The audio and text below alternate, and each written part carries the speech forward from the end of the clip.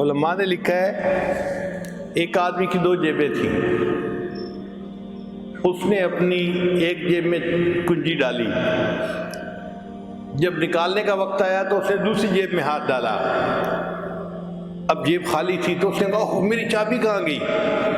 تھوڑی دیر کے لیے اس کو مینٹل شاک ملا، اب اس کے بعد اس کو دوسری جیب میں چابی مل گئی۔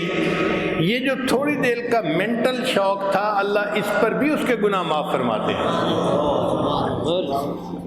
اس لیے دنیا میں کوئی پریشانی آئے، مصیبت آئے تو صبر کرنا چاہیے، واویلا نہیں کرنا چاہیے۔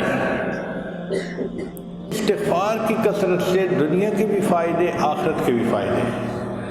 اس لیے خواتین گھر میں جب کام کرتی ہیں، کھانا بناتی ہیں، سالن بناتی ہیں، صفائیاں کرتی ہیں، کپڑے دھوتی ہیں، کپڑے استری کرتی ہیں، ہر کام کے دوران زبان پہ استغفار رہے، پھر آپ دیکھیے گھر کے اندر برکتیں کیسے آتی ہیں۔ ہمارے پاس وقت ہوتا ہے، غفلت کی وجہ سے ہم فائدہ نہیں اٹھا سکتے، تو پہلا سبب جس سے گناہ معاف ہوتے ہیں وہ ہے توبہ، اور دوسرا سبب جس سے گناہ معاف ہوتے ہیں وہ ہے استغفار۔